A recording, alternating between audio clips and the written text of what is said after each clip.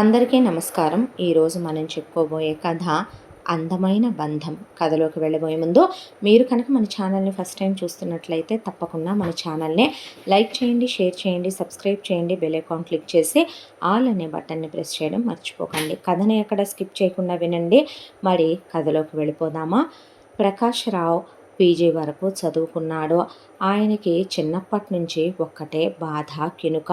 ఆయన అమ్మా నాన్నలకి స్థిరచరాస్తులు బాగా ఉన్నాయి. అయినప్పటికీ కూడాను వాళ్ళది చాలా పెద్ద ఫ్యామిలీ. వాళ్ళ అమ్మా నాన్న కావాలని కొడుకులు పుట్టిన తర్వాత 6 కూతుళ్ళని కోరి కోరి కంది వాళ్ళమ్మ. 4 కొడుకులు 6 కూతుళ్ళకి వెరసి ఇక వాళ్ళకున్న ఆస్తిపాస్తులన్నీ కొడుకులకి ఉద్యోగాలు వచ్చిన తర్వాత ఒక్కొక్కళ్ళకి రేపొద్దున పరిస్థితి ఏంటి అనేది, వాళ్ళకి పెళ్ళిళ్ళు అవ్వాలనేది కూడా పక్కన పెట్టి ముందు కొడుకుల గురించి ఆలోచించడం మానేసి కూతుళ్ళు 6 చాలా పెద్ద పెద్ద సంబంధాలు చూసి వాళ్ళకి కోట్లల్లో కట్న కానుకలు, బంగారాలు వాళ్ళకి దోచిపెట్టి వాళ్ళకి పురుళ్ళు పోసి అంతా అయిపోయిన తర్వాత అప్పుడు కొడుకులకి పెళ్ళిళ్ళు చేశారు.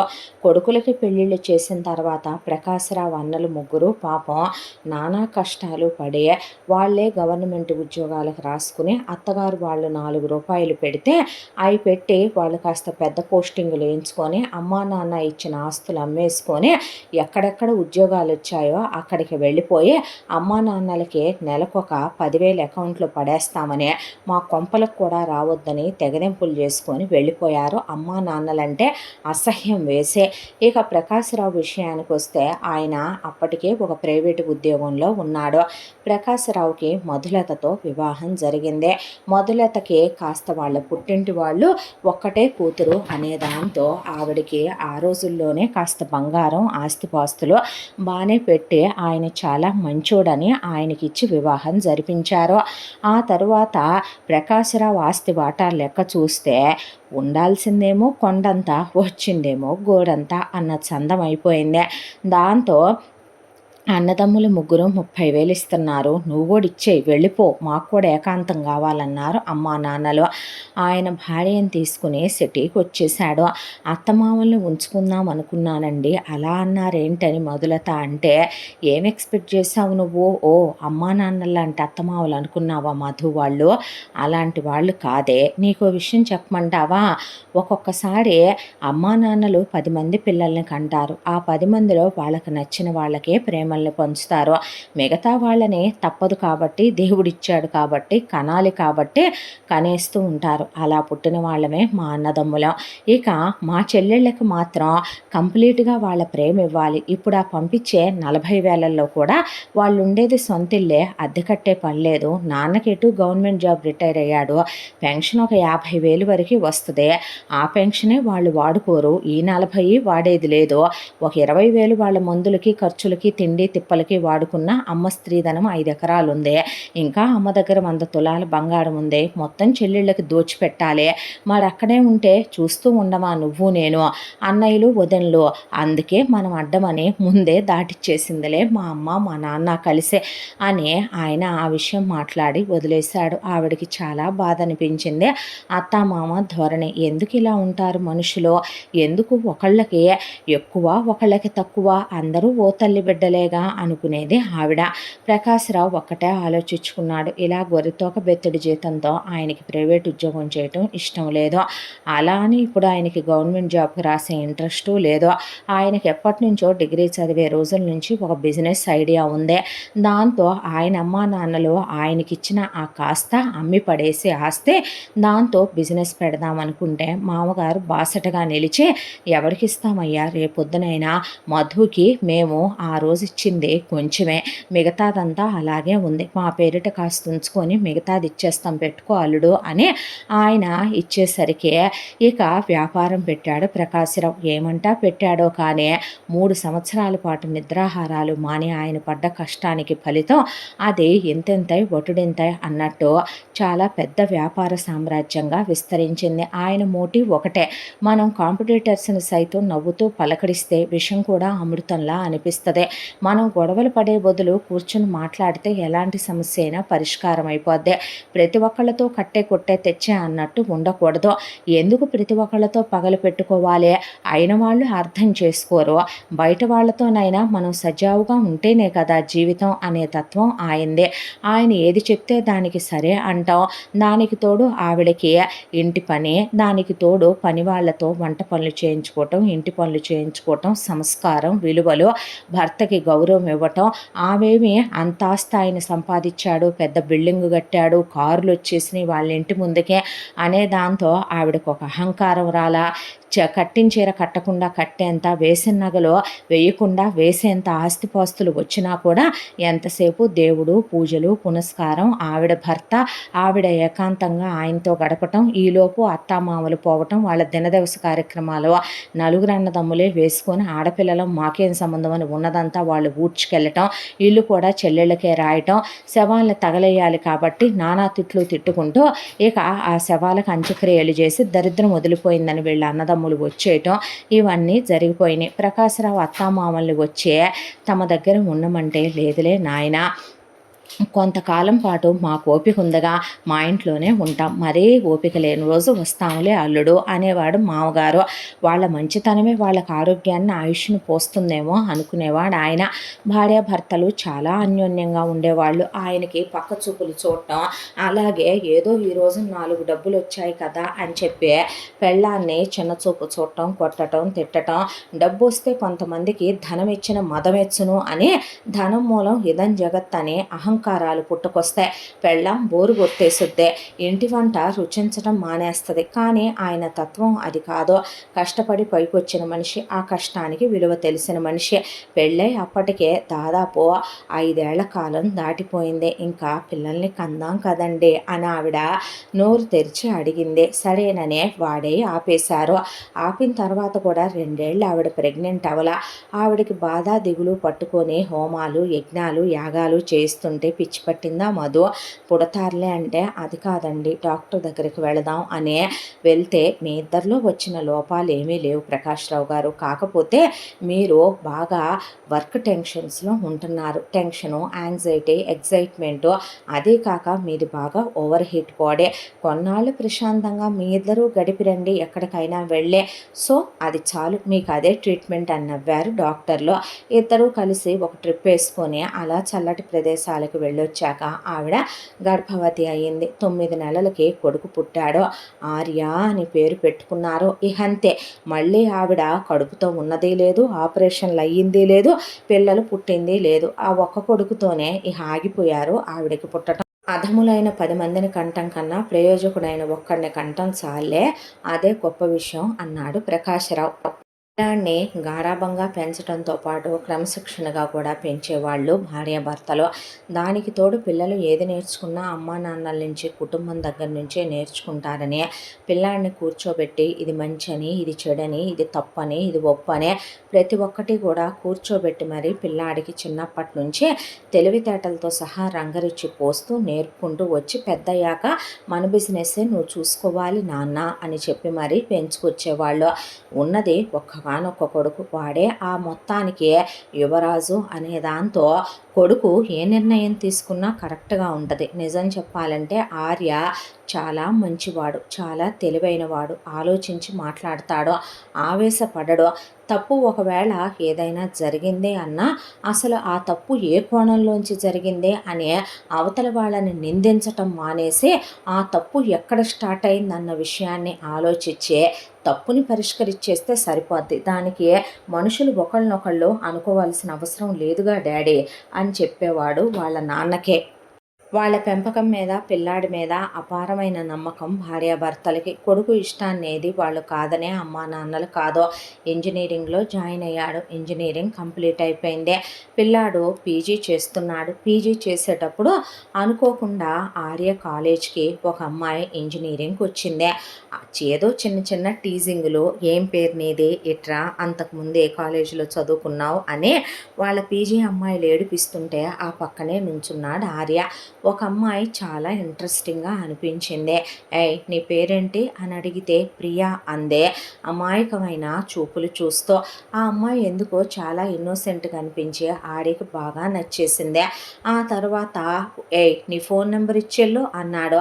ఆ తర్వాత అలా ఫోన్ నెంబర్లు, ఆ తర్వాత చిట్ చాట్లు, ఆ తర్వాత ఆ అమ్మాయిని చాలా డీప్గా లవ్ చేయడం స్టార్ట్ చేశాడు.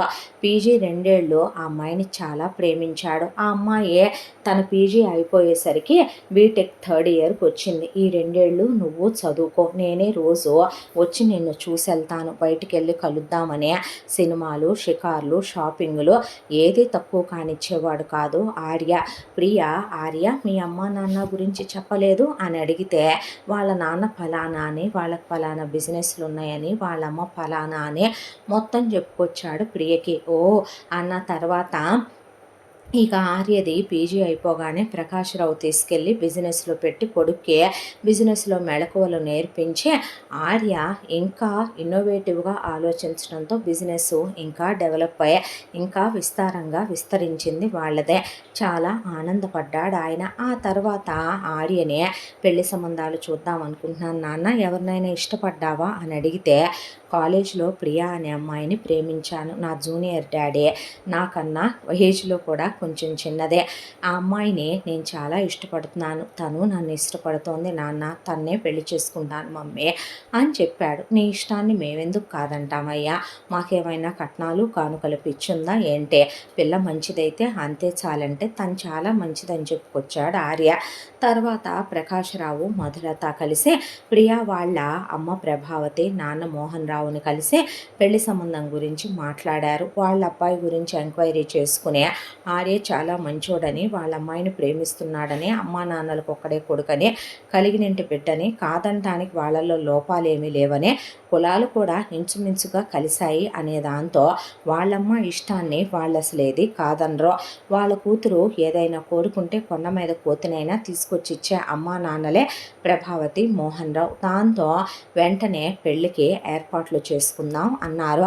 అన్న తర్వాత మాకు కానీ కట్నం అక్కర్లేదని, పిల్లను పంపితే చాలని వీళ్ళన్నప్పటికీ అలా ఎలా పంపిస్తాం, భలే వాళ్లేనని ఆ అమ్మాయి పేరిట బ్యాంకులో 5 కోట్ల రూపాయల డబ్బు, దానికి తోడు ఇక మీకెన్ని కార్లున్నా మామగారు ఇచ్చాడని ఈ కారు కూడా వాడుకో అల్లుడు అని ఒక BMW కారు, 2 కేజీల బంగారం, బాగా రేటున్న పొలం, ఒక 10 ఎకరాలు ప్రియ పేరు మీద పెట్టారు. ఎందుకు బావగారు మాకేం లేదని అని ప్రకాశ్‌రావు అన్న, మీకు లేదని కాదు, మా ముచ్చట కొద్దీ పెట్టామనుకోండి అన్నయ్య అంది ప్రియా వాళ్ళమ్మ ప్రభావతి. ఆ తర్వాత ఇక వీళ్ళకి పెళ్ళైపోవటం, పెళ్ళైపోయిన తర్వాత ఫస్ట్ నైట్లు, హనీమూన్లు, ఆ తర్వాత హ్యాపీగా ఆర్య ఆఫీస్కి వెళ్ళిపోవటం, ప్రియా ఇంట్లోనే ఉండేదే. వాళ్ళమ్మకు ఫోన్ చేసి మాట్లాడుకోవటం, అమ్మా నాన్నల దగ్గరికి వెళ్ళటం, ఫ్రెండ్స్ని కలవటం, షాపింగ్కి, సినిమాలకి వెళ్ళటం, మొగుడుతో కలిసి ట్రిప్పులకి వాటికి వెళ్ళి రావటం, అత్తమామలతో సరదాగా ఉండటం. ఇక మొగుడుతో ఏ డిస్టర్బెన్స్లు లేవు, హ్యాపీగా కాపురం చేసుకుంటున్నారు. ప్రేమించి పెళ్లి చేసుకున్నారు కదా. ఆ తర్వాత పెళ్ళైన ఒక 7-8 నెలలకే అనుకోకుండా వీళ్ళు ప్రికాషన్ తీసుకున్న ప్రియకి అది ఫెయిల్ అయ్యి ఒక రోజున కళ్ళు తిరిగి పడిపోయింది. ఆర్య హాస్పిటల్కి తీసుకెళ్తే ప్రెగ్నెంట్ అని తెలిసింది. నేను ఇప్పుడే రెడీగా లేను ఆర్య, అమ్మనవటానికి, నాకు ఇప్పుడే వద్దు బేబీ అన్న తర్వాత నీ ఇష్టానికి విరుద్ధంగా, నీకు ఇష్టం లేకుండా ఇక్కడ ఏదీ జరగదు. ఈ విషయం నేను అసలు అమ్మా నాన్నలతో కూడా అన్నా, అబౌట్ చేంజ్ చేసుకోరా నీకు ఇష్టం లేకపోతే అని భర్తగా తనే దగ్గరుండి ఆ అమ్మాయికి కాస్త హెల్త్ బాగాలేదు, 2 డేస్ హాస్పిటల్లో ఉంటామని అబార్షన్ చేయించుకొని తీసుకొచ్చాడు ఇంటికి. అబార్షన్ అయిన దగ్గర నుంచి ప్రియకి ఒక కొత్త కాంప్లికేషన్ స్టార్ట్ అయింది. అదేంటంటే ఉన్నట్టుండి ప్రియకి కళ్ళు తిరగటం, ప్రియ ఉన్నట్టుండి ఒళ్ళు చల్లబడిపోవటం, ప్రియ ఉన్నట్టుండి మనిషి వామిట్ చేసేసుకోవటం, ఒళ్ళు, చేతులు, కాళ్ళు గుంజేస్తున్నాయని, తలంతా తిరిగిపోతోందని, ఆ అమ్మాయి ఏదో ఫియర్ స్టార్ట్ అయినట్టుగా ఫీల్ అవటం మొదలుపెట్టింది. దాంతో ఆర్య డాక్టర్ దగ్గరికి తీసుకెళ్తే అన్ని టెస్టులు చేసిన డాక్టరు ఒక్కొక్కళ్ళకి ఒక్కొక్కలాంటి కాంప్లికేషన్ కాంప్లికేషన్స్ వస్తూ ఉంటాయి ఆర్య. ఇవి సైడ్ ఎఫెక్ట్స్ అని మనం అనలేము. తనకి అబార్ట్ అయిన దగ్గర నుంచే ఒక చిన్న డిస్టర్బెన్స్ బాగా మైండ్లోకి తీసుకొని ఆలోచించేసినట్టుంది ఆ విషయం గురించే. సో తనకి ఎప్పుడెప్పుడు ఇలా ఉంటుందమ్మా అని అడిగితే బాగా హైటుల్లో ఉన్నప్పుడు తల తిరుగుతుందని చెప్పింది ప్రియ. మామూలుగా ఉండే కొంతమంది అమ్మాయిలకి అబ్బాయిలకి కూడా హైట్స్ అంటే భయం, వాటర్ అంటే భయం, ఒంటరిగా ఉండాలంటే భయం, ఇలాంటివి రీజన్స్ ఉంటాయి. వాటినే మనం చిన్న చిన్న ఫోబియాలు అంటాం. కొంతమందికి ఒక్కళ్ళే పడుకోవాలంటే చాలా భయం. అందుకే వాళ్ళ పక్కన మనం టెడ్డీ బేర్నో మ్యూజిక్నో పెట్టి వాళ్ళని పడుకోబెడతాం. లేదా వాళ్ళు పడుకున్న దాకా మనం తోడుంటాం. లేదా వాళ్ళు పడుకున్న దాకా మనం కాల్ మాట్లాడతాం. అలాగే కొంతమందికి ఒక్కళ్ళ ఇంట్లో ఉండాలంటే భయం. కొంతమందికి ఎత్తాటి ప్రదేశాలన్నా, కొంతమందికి లోతుగా ఉండే లోయలన్నా ఇలాంటివి భయపడుతూ ఉంటారు. కాబట్టి తన్నే హైట్స్ ఎక్కువగా ఉండే ప్లేసెస్కి తీసుకెళ్లకుండా ఉండండి, సరిపోద్ది, జాగ్రత్తగా ఉండండి అని ఆవిడ మెడికేషన్ ఇచ్చి పంపించింది ప్రియని. ఆ తరువాత ఆర్య ప్రియని ఇంటికి తీసుకొచ్చి కంటికి రెప్పలా చూసుకుంటూ, వాళ్ళంతకుముందు పైన ఉండేవాళ్ళు 3rd ఫ్లోర్లో, అయితే కిందకి దింపేసి గ్రౌండ్ ఫ్లోర్కి మార్చుకున్నాడు బెడ్రూము. ఏమైంది నాన్న అని వాళ్ళ అమ్మ నాన్న అడిగినా ఆ అమ్మాయికి ఏదో రోగం జబ్బు అనుకుంటారేమోనని తల్లిదండ్రులతో కూడా ఆ విషయం చెప్పలేదు ఆర్య. ఏమీ లేదమ్మా, నేను కిందే ఉందాం అనుకుంటున్నాను, పైన ఏంటో ఒక్కళ్ళమే ఉన్న ఫీలింగ్ వస్తుంది, కింద అయితే మీరుంటారుగా అనేసి నవ్వేశాడు. అలాగేనయ్యా, ఇల్లంతా మందగాదరా, ఎక్కడుంటే ఏమైంది అనేసింది ఆవిడ. అన్న తర్వాత ఇక కొన్ని రోజులు ఇలా గడిచిపోతూ ప్రియ మెడికేషన్లో ఉన్నప్పుడే ఒక రోజున వాళ్ళమ్మ నాన్న వచ్చారు. వచ్చిన వియ్యాల వారిని సాదరంగా ఆహ్వానించారు ప్రకాశ్రావు, మధులత. ప్రభావతి, మోహన్ రావు మా చుట్టాలది ఒకళ్ళది గృహప్రవేశం ఉందని ప్రియని తీసుకెళదామని వచ్చామని, అందుకే అల్లుడిని ఒక మాట అడుగుదామని వచ్చామంటే ఇప్పుడు అవన్నీ ఎందుకులేండి అత్తయ్య అంటే, నేను వెళతాను ప్లీజ్, తను నేను చిన్నప్పటి నుంచి చాలా క్లోజు అంది ప్రియ. అంటే అది కాదురా, ఇప్పుడు నీ సిచ్యువేషన్ నీకు తెలుసు కదా, ఏం పర్లేదులే పంపించు ఆర్య ప్లీజ్ అన్న తర్వాత, పోనీ తీసుకెళ్తాం బాబు, మేము ఉన్నాంగా అందే అత్తగారు మామగారు. నేను వచ్చి ఉండేవాడిని, ఆఫీసులో ఏమో ఆడిటింగ్ ఉంది, డాడీ నేను ఉండాలి, నాకేమో ముక్కులు ఉన్నాయమ్మా, లేకపోతే నేనన్నా వచ్చేదాన్ని అంద మొదలత. పర్లేదులేండి, మేము లేమా అమ్మా నాన్నలో అని చెప్పి ముస్తాబయ్యే నగలన్నీ వేసుకొని అమ్మా నాన్నలతో వెళ్ళింది ప్రియ. అక్కడికి ప్రియా వాళ్ళు వెళ్ళేసరికి వాళ్ళ చుట్టాలు 20వ అంతస్తులో ఇల్లు కొనుక్కున్నారు. వాళ్ళది గృహప్రవేశం అయిపోయింది. అయిపోయిన తర్వాత వాళ్ళేమీ ప్రియని టెర్రస్ మీదకి రమ్మనలేదు. ఇక ప్రియే టెర్రస్ ఎలా వచ్చింది, టెర్రస్ ఎలా వచ్చిందని 10 సార్లు అడిగింది. రా అక్క చూపిస్తానని పిల్లలు తీసుకెళ్ళి టెర్రస్ మీద ఉంచాక అక్కడ చాలా బాగుంది వ్యూ అని కొన్ని ఫోటోలు వాళ్ళని తీయమని, ఆ తర్వాత పిల్లలు పనుందని వెళ్ళిపోతూ రాక్క వెళదామంటే నేను తర్వాత వస్తాను మీరు వెళ్ళండి అని సెల్ఫీలు దిగుతూ, ఇంకా కంప్లీట్ కన్స్ట్రక్షన్ అవ్వలేదు ఆ టెర్రస్, వెనక్కి వెనక్కి వెనక్కి వెళుతూ ఒక మూల సన్సైడ్ గోడ కూడా కట్టల. ఇక్కడైతే వ్యూ చాలా బాగుందని దిగుతూ అనుకోకుండా కింద నుంచి కూలీల కేక వినపడి కిందకు చూసింది. అంతే, కళ్ళు తిరిగి పైన నుంచి పట్టం ఒకేసారే. ఇక అసలు బ్రతికుంది అనే ఛాన్స్ కూడా లేకుండా హాస్పిటల్లో కొన ఊపిరితో ఉన్న ప్రియని జాయిన్ చేశారు. వెళ్ళేసరికి ప్రకాశ్రావు మధులతకి మాటలేదు, కూర్చుండిపోయారు. ఆర్యకి ఏం మాట్లాడాలో అర్థం కాల. అంత కొన ఊపిరిలో ఉండి కూడా ప్రియ ఏమీ చెప్పాలనుకోలేదు ఆర్యకి. ఆర్యే పట్టుకొని వెక్కి వెక్కి ఏడ్చేశాడు. బ్రతకాలనుకున్నాను, అనుభవించాలనుకున్నాను, ఏమీ పూర్తి చేసుకోకుండానే వెళ్ళిపోతున్నాను, మరు జన్మంటూ ఉంటే ఇలా కాకుండా దేవుణ్ణి ఒక్కటే కోరుకుంటున్నాను, అన్నీ అనుభవించే జీవితాన్ని ఇమ్మనమని అనే అతని చేతిలో చెయ్యుండగానే కన్ను మూసింది. కూతురు పోయిందని ప్రభావతి, మోహన్ రావు ఏడ్చి అంత్యక్రియలు పూర్తయిపోయినాయి. ప్రియయ్యే అయిపోయిన తర్వాత ఏమే చెప్పాలంటే అందరిలాగా షో ఆఫ్ చేస్తూనో, లేదంటే పెళ్ళాం పోయిందని తాగుడుకు అలవాటయ్యాను, డ్రగ్స్కి అలవాటయ్యాను, సిగరెట్లకు అలవాటయ్యాను, ఎక్కడ నాకు అంతకుముందు నా పెళ్ళాం ఒంటి మీద చేయేసేవాడిని కాబట్టి వేరే ఆడవాళ్ళ దగ్గర టెంపరీ రిలేషన్షిప్స్లో ఎఫ్ఐఆర్లు పెట్టుకొని రిలాక్స్ అవుతున్నాను, ఎలా అనేలాంటి అబ్బాయి కాదు. మనిషి డల్ అయిపోయాడు, కాకపోతే సరిగ్గా తినటం మానేశాడు, తాగటం మానేశాడు, ఆఫీస్కి వస్తున్నాడు వెళుతున్నాడు. ఇదివరకు ఇద్దరికి యాక్టివ్నెస్ లేదు, సరదాగా ఉండటం లేదు, బాగా డల్ అయిపోయాడు. గుడికి వెళ్ళి గంటలు గంటలు అలా గుళ్ళో కూర్చోవటం, ఒక్కడే రూమ్లో అలా కూర్చొని ఆలోచించుకోవటం, టెర్రస్ మీద వర్షం పడుతుంది కూడా తెలియకుండా అలా కూర్చొని టెర్రస్ మీద ఆలోచించుకోవటం, కూర్చోవటం. ఇలా చూసి ప్రకాశ్‌రావు మొదలతకి గుండెలో వాళ్ళకి ఒకేసారి శూలాలతో గుచ్చుతున్నట్టు అయిపోయి, నచ్చింది వండిస్తే తింటాడేమోనంటే 2 ముద్దలు కూడా తినకపోతే ఆవిడే భోజనం తినిపించుకోవటం, ఆయన ఆవిడ కలిసి ఆ వయసు కొడుకు ఏమన్నా చేసుకుంటాడేమో డిప్రెషన్లోకి వెళ్ళని మధ్యలో పడుకోబెట్టుకొని కొడుకు మీద చేసుకొని వాళ్ళు పడుకోవటం. కొడుకుని ఆయన రా నాన్న నేను వాకింగ్కి వెళ్ళట్లేదు రారా జాగింగ్కి వెళదామని ఆయన బ్రతిమలాడుకోవటం, ఆవిడ నీకోసమే పూజ చేయించానమ్మా గుళ్ళో దా వెళదాం అని వెంట తీసుకెళ్ళటం. ఇలా ఎంత నార్మల్ చేసినా అమ్మా నాన్నలకంటూ ఒక పరిధి ఉంటుంది. పర్సనల్గా హార్ట్లో ఉండే ఫీలింగ్స్ని ఎవరూ తీసేయలేరు. ప్రాణం ఒక ఎత్తుగా ప్రేమించిన భార్య తన్ను వదిలి అలా అనుకోనే అతిథిలా వచ్చి నిండా సంవత్సరం కూడా కాపురం చేయకుండానే జీవితం ముగిసిపోయిందనే బాధ ఆ అబ్బాయిదే. దాంతో అది బయటపడేలా తను ప్రవర్తిస్తే అమ్మా నాన్నలు ప్రాణాలతో ఉండరు. ఎందుకంటే ఆర్య ఏ చిన్న విషయంలో బాధపడ్డా తన తల్లిదండ్రులు తట్టుకోలేరు. అంత మెచ్యూర్డ్గా బ్రాడ్ మైండెడ్తో ఆలోచించే అబ్బాయి. ఈలోపు ప్రకాశ్‌రావు చుట్టాలు బంధువుల్లో అంతర్మదనాలు మొదలైనాయి. ఎటు కోడలు పోయింది, కొడుకు దేవదాసులాగా పిచ్చిపట్టిన ఎదవలాగా తిరుగుతున్నాడంట. రేపో మాపో దిగులతో ఏ యాక్సిడెంట్ అయ్యో ఏ డిప్రెషన్లోకి వెళ్ళి పిచ్చెక్కో వాడు పోతే వీడు సంపాదించిన కోట్లు మొత్తం మనకేలే వచ్చేదనే దాయాదులు మాట్లాడుకుంటున్నారనే విషయం ఆయన దాకా వచ్చిందే. అందుకే ఆయన చెల్లెళ్ళన్నా చెల్లెల మొగుళ్ళన్నా చెల్లెళ్ళ పిల్లలన్నా ఆయన చుట్టాలన్నా అసహ్యం. ఆయన అన్నలు ఒకటే మాట చెప్పారు ఆయనకి, చూడు ప్రకాష్ జరిగిందేదో జరిగిపోయింది, వాడికి ఎంతరా వయసు, ఇప్పుడే వాడి జీవితాన్ని 28 ఏళ్ళకి 29 ఏళ్ళకే ముగిచ్చేద్దామంటావా? లేదు కదా, ఇక్కడితో లైఫ్ ఆపేసుకుంటారా? పిల్లాడికి ఇంకో పెళ్లి చేసేద్దా? మారతారా, ఎలాంటి వాళ్ళైనా మారతారు. ఆ అమ్మాయిని మనమేమైనా చేసామా? ఆయుష్ లేదో, ప్రేమించాడు, నువ్వు కాదనకుండా పెళ్లి చేశావు, వాళ్ళ బిడ్డకి వాళ్ళమ్మా నాన్నలే వెంట తీసుకెళ్ళి మరే పాడి పేర్చాలని రాసుంది. ఆ పిల్ల వెళ్ళిపోయింది. మన బిడ్డ జీవితం గురించి మనం ఆలోచించుకోవద్దా తమ్ముడు, నీకుంది ఒక్కడే కొడుకురా అని పాపం ఆయన అన్నలు మాత్రం హితం చెప్పి వెళ్ళారు. ఈలోపు ప్రియదే సంవత్సరీకం రానే వచ్చిందే.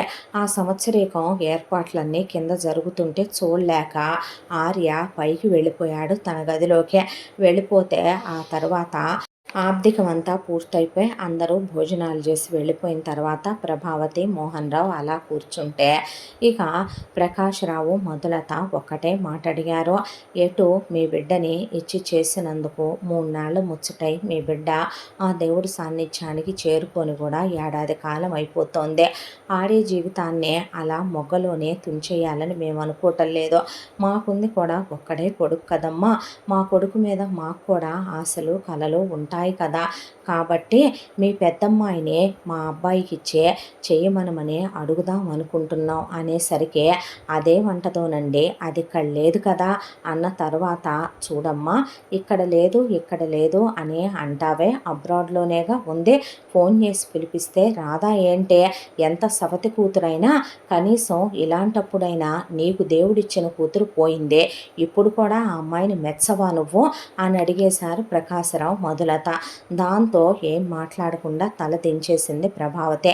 ముందు మీరైతే అడగండి, అమ్మాయి ఫోన్ నెంబర్ ఇటు ఇవ్వండి అని మోహన్ రావు దగ్గర తీసుకొని మేము మాట్లాడతాము, మా ఆర్యనే మేము ఒప్పించుకుంటాం, అదేదో బయట అమ్మాయిని చూసి చేయొచ్చుగా అన్నారు ప్రభావతి మోహన్ రావు. ఎందుకు బయట అమ్మాయిని ఇచ్చి చేయాలి, మీ పెద్దమ్మాయే మా అబ్బాయి ఒకే వయసోళ్ళు కదా, ఇచ్చి చేస్తే తప్పేముంది, మీ పెద్దమ్మాయికి ఏమీ పెళ్ళవ్వలేదు కదా, ముందు ఇవ్వండి నెంబరు అని చెప్పి వాళ్ళ పెద్దమ్మాయి నెంబర్ తీసుకున్నారు ప్రకాశ్‌రావు మొదలత. తర్వాత వాళ్ళు వెళ్ళిపోయారు.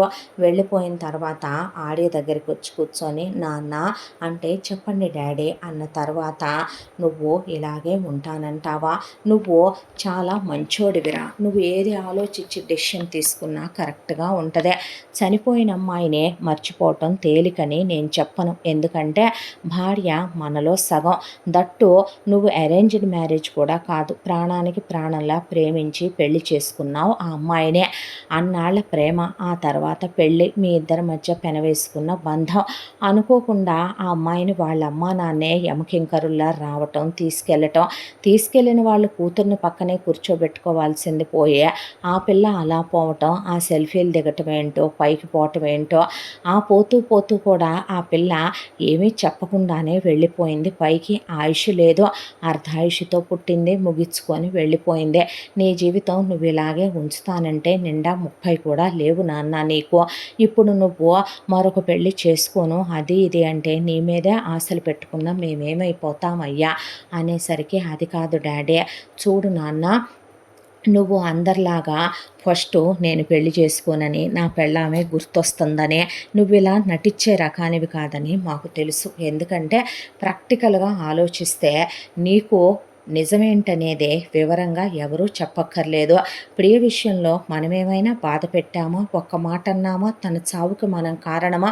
ఏదీ కాదు కదా. వచ్చింది ఆ అమ్మాయి జీవితం, ముగిసిపోయింది, వెళ్ళిపోయిందే. ఇప్పుడు నీ జీవితం గురించే మా గురించి ఆలోచించవా? నిన్ను నమ్ముకొనే ఆ ఫ్యాక్టరీ ఉందే, కొన్ని వేల మంది అక్కడ కార్మికులు పనిచేస్తున్నారు. నీకేమైనా అయితే మన దాయాదులు, కాంపిటీటర్సు బిజినెస్నే, మన ఆస్తిని లాగేయటానికి ఎదురు చూస్తున్నారు. ఇప్పుడు నేను తీసుకున్న డెసిషనే కరెక్ట్ అనిపిస్తోంది. మీ ఆవిడకి ఎటు అక్కయ్య ఉంది కదా, అదే ఆ అమ్మాయి అంజలి. పెళ్లిలో చూడటమే, మళ్ళీ ఆ తర్వాత ఆ అమ్మాయి అమెరికా వెళ్ళిపోయిందంట. ప్రస్తుతానికి ఇప్పుడు అమెరికాలో ఉంటుందంట. పిల్ల చాలా మంచిదని మనం కూడా వినున్నాం కదా నాన్న. ఆ తర్వాత కూడా మనం చాలా విషయాలు విన్నాం. ఆ అమ్మాయి మీ అత్తామామలకే పుట్టిన కూతురు కాదని, మీ మామయ్య మొదటి భార్య వసుమతి గారి కూతురని, పురిట్లోనే తల్లి పోయేసరికి ప్రియా వాళ్ళమ్మ ప్రభావతిని మోహన్ రావు పెళ్లి చేసుకున్నాడని, దాంతోనే ఇక ఆ తర్వాత ప్రియ వెంటనే పుట్టేసిందని ఆవిడకి, పిల్లని ఎప్పుడూ ఈవిడ సొంత తల్లిలా ఆదరించలేదని, ఆ తర్వాత కూడా నువ్వు ఆ ప్రియ ప్రేమించుకుంటున్నారని చెప్పినప్పుడు కూడాను ఇక వాళ్ళు పెద్దమ్మాయికి పెళ్ళవకుండా చిన్నమ్మాయికి ఎలా చేస్తారని నన్ను సంబంధం చూడమంటారా అని నేను అడిగినా, పెద్దమ్మాయికి మేము చూసుకుంటాంలేండి అనే వాళ్ళే చిన్నమ్మాయికి ముందు పెళ్లి చేసి పంపించారు మన ఇంటికే.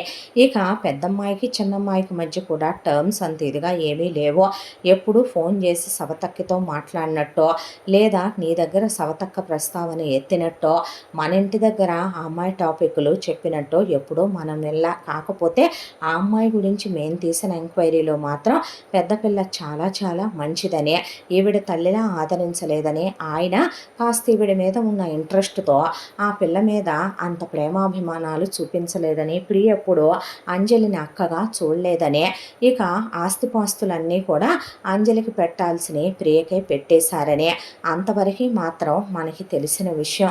ఆ అమ్మాయి అంత మంచి పెళ్ళైనప్పుడు ఆ అమ్మాయిని చేసుకుంటే బాగుంటుంది కదా నాన్న.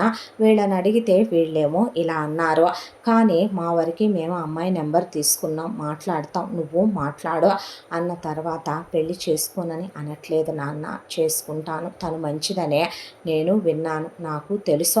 తనతో నాకు పరిచయం లేకపోయినప్పటికీ కూడా నేను అత్తయ్య మావయ్య నిజం చెప్పాలంటే తన్ని వీళ్ళంతా చాలా బాధ పెట్టారన్నంత వరకే నేను విన్నాను.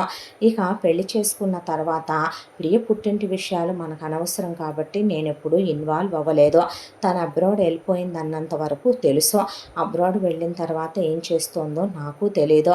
అందరిలాగా నేనేదో నా పెళ్ళాన్ని మర్చిపోలేను. రేపు ఒకవేళ ఆ అమ్మాయిని పెళ్లి చేసుకుంటే ఆ అమ్మాయిని టచ్ చేయను, పిల్లల్ని కన్నో, ఇలాంటి మాటలు చెప్పను. కాకపోతే జరిగిన విషయంలో నుంచి కొంత నేను బయటికి రావాలి. దట్టు మేమిద్దరం ఒకళ్ళనొకళ్ళం అర్థం చేసుకోవాలి. ఒక 6 months to 1 year టైం కావాలి నాన్న నాకు. ఆ విషయం తనతో నేను మాట్లాడతానన్నాడు ఆర్య. అలాగే నాన్న, మాకు తెలుసు నువ్వు అందరిలాంటి వాడివి కాదని, నువ్వు ఏదున్నా సరే మొహం మీదే మాట్లాడతావు, లోపల మనిషివి కాదని అన్నారు వాళ్ళ అమ్మా నాన్నలు. ఆ తర్వాత ప్రకాష్ రావు మొదలత చేశారా మీ అమ్మాయికి ఫోన్ అని ప్రభావతి మోహన్ రావు వాళ్ళ ఇంటికి వెళ్ళి ఫోన్ చేయించారు. చేయిస్తే వాళ్ళే అంజలికి ఫోన్ చేసి ఇలా నీ చెల్లెల్ని పెళ్లి చేసుకొని నీ చెల్లెలు పోయింది కదా, ఇప్పుడు వాళ్ళ అబ్బాయికి నిన్నిచ్చి చేసుకుంటారంట, వాళ్ళు వచ్చారు ఇక్కడే ఉన్నారు, నీతో మాట్లాడతారంట, నీకు ఇష్టం లేదుగా నువ్వు చేసుకోవుగా, నువ్వు వేరే వాళ్ళని ఎవరో ఒకళ్ళని ప్రేమించే ఉంటావుగా, వేరే వాళ్ళని ఎవరో ఒకళ్ళని పెళ్లి చేసుకుంటావుగా అని అడిగింది ప్రభావతి. ఆ మాటకి ఒకసారి ఫోన్ ఇటు ఇవ్వండి మీరు అని మొదలత తీసుకొని అమ్మ నేనమ్మ ఆర్య వాళ్ళ అమ్మనంటే నమస్తే ఆంటీ నమస్తే అంకుల్ అని మాట్లాడితే మేము ఇంటికి వెళ్ళాక నీకు ఫోన్ చేస్తామమ్మా అనే వాళ్ళు ఇంటికి వచ్చారు. ఇంటికి వచ్చిన తర్వాత అమ్మ అంజలి జరిగిన విషయం అయితే ఇది, నువ్వు మంచి తల్లివని మేము వినున్నాము, మా అబ్బాయి నీతో మాట్లాడతానన్నాడమ్మా, మీ ప్రియ ఇలా చనిపోయిందే, తను చనిపోయిన విషయం కూడా వీళ్ళు నీకు చెప్పినట్టు లేరు, అందుకే నువ్వు ఆ అమ్మాయి పోయినప్పుడు కూడా రాలేదని మాకు అర్థమైందమ్మా. ఆర్య చాలా మంచోడు, వాడు ప్రాక్టికల్గానే ఉండే పర్సన్, వాడేదో నీతో మాట్లాడాలంటున్నాడు, వాడు నిన్ను చాలా బాగా చూసుకుంటాడు, మేము కూతురులా చూసుకుంటాం తల్లి అన్నాక ఎవరినైనా ఇష్టపడ్డావా లేదా అంటే అన్న తర్వాత మా వాడిని పెళ్లి చేసుకోవటం నీకు ఇష్టమేగా అమ్మ అంటే ఒకసారి తనతో మాట్లాడతాను అంద అమ్మాయి. ఆ తర్వాత ఆర్య వీడియో కాల్ చేసి అంజలితో మాట్లాడాడు. కొంత టైం తీసుకుందాము, పెళ్ళైన తర్వాత ఒకళ్ళనొకళ్ళం అర్థం చేసుకుందాము, నేను తనని ప్రేమించిన మాట నిజం, పెళ్లి చేసుకున్న మాట నిజం, కాకపోతే అనుకోని సిచ్యువేషన్స్ వల్ల తనిలా నా లైఫ్లో నుంచి వెళ్ళిపోయింది, అలా అని నేను నీ ఒంటి మీద చెయ్యను, తన జ్ఞాపకాలు తలుచుకుంటూనే తను ఊహించుకుంటూ నీతో కాపురం చేస్తానని అబద్ధం చెప్పను అంజలే, నేను నీకు ఇచ్చే ప్రయారిటీ వాల్యూ ఎప్పుడు నీకు ఇస్తానని చెప్పాడు. ఆ తర్వాత ఇద్దరు కొన్నాళ్ళు మాట్లాడుకున్నారు. పెళ్ళి అనే టైంకి ఇక్కడ వీళ్ళు ఏర్పాట్లు చేసుకుంటున్నామని ఆ అమ్మాయి అబ్రాడ్ నుంచి బయలుదేరిపోయింది. ఎయిర్పోర్ట్కి వచ్చి రావడంతోనే ప్రకాశ్రావు మధులత ఆ అమ్మాయిని రిసీవ్ చేసుకోవటానికి వీళ్ళు వెళ్తే ప్రభావతి మోహన్ రావు వెళ్ళి ఆ అమ్మాయి అలా ఫ్లైట్ దిగిందో లేదో చిన్నప్పటి నుంచి దాన్ని ఓరవలేకపోయావు, పాపిష్టి దానా, అది పచ్చగా ఉంటే కలిగినింటి కోడలుగా వెళితే చూడలేక నీకన్నా ముందే పెళ్లి చేసుకొని వెళ్ళిపోయిందని దానికి పడి నువ్వే ఏడిసావు, అందుకే నా బిడ్డ అలా పోయింది, నువ్వేం బాగుపడతావే, రేపు పెళ్లి చేసుకొని నువ్వేం వాడితో పచ్చగా కాపురం చేస్తావే అనేపాటికి నోరు ముయ్యవమ్మా, చాలే కానీ ఇందాకటి నుంచి ఊరుకుంటున్నాం కదా అని ఇష్టం వచ్చినట్టు మాట్లాడుతున్నావు, ఏ నోరుంది కదా అని తెగ పెట్టిరేగిపోయి వస్తున్నాయి మాటలు, మేము అడగటం మొదలు పెడితే తలకాయ ఎక్కడ పెట్టుకుంటావు అసలు నువ్వు అనకూడదులే, కానీ కూతుర్ని పెంచాను అంటున్నావు, నీ కూతురు మా అబ్బాయిని ప్రేమించడం తప్పు కాదా, మా అబ్బాయి మగాడు అక్కడ దాకా వస్తే ప్రేమించింది, పెళ్లి చేసుకున్నారు, చేసుకున్న తర్వాత నీ కూతురు మాకు చెప్పి కడుపు దించుకుందా, రోజుకి 10 సార్లు నీకు ఫోన్ చేసి నీతో మాట్లాడేదిగా,